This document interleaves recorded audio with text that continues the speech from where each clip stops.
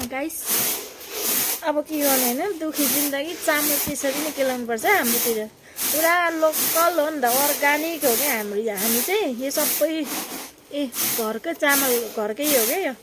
घरमा पिसेर मिलमा पिसेर गरेर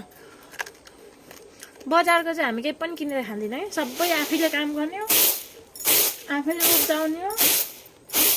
अनि खाने हो त्यस्तो छ है हाम्रोतिर चाहिँ अब अरूहरूको तपाईँहरूकोतिर लामो लामो चामल खान्छ होला हाम्रो त लामो लामो हुँदैन नि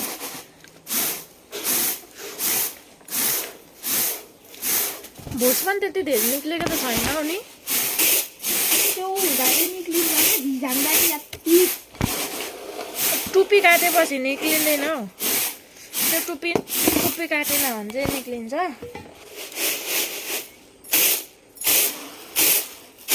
हाय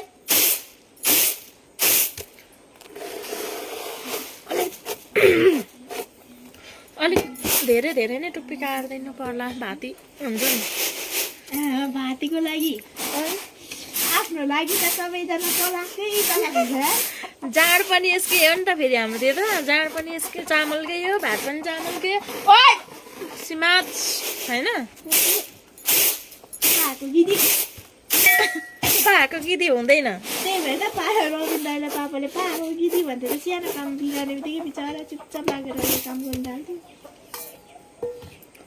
त्यत्रो ठुलो भएर पनि कति धेरै पापालाई रेस्पेक्ट गर्थ्यो दाइले गर्नु पर्दैन जे भने त्यही घरको नोकरले पनि मान्दैन अरू पैसा दिएर गर्छु सेलेरी बढाइदियो भन्छ मेरो यतिको केटा चाहिँ हुनु पर्यो कि अचेल फेरि त्यस्तो केटा भेटिन्छ पनि लाइफमा यतिको केटा भेट्यो भने चाहिँ ऊ लागि भने आश भेटेको यहाँ त्यही भएर त म सिङ्गल छु त केटा नभेटेर मैले भनेको जस्तो केटै भेटेको छैन गाइस झुट बोले होइन नि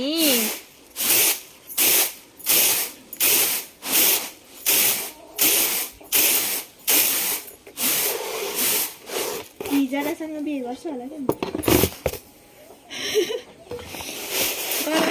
नाम गर तिम्रै यो पालो बेला हिजोसँग बिहे गरेर दिनु भनेको छुम्माको छल्लो हुँदैन तेरे आगे नाच रही हुँदैन कति धेरै चामल के लाउनु छ यार एक मुरी चामल एक मुरी भन्दा धेरै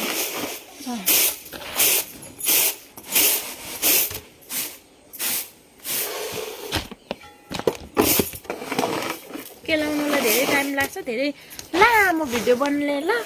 पछि भेटौँ ल गाइस फेरि मैले भनिसकेपछि आउँछु नि ल हस्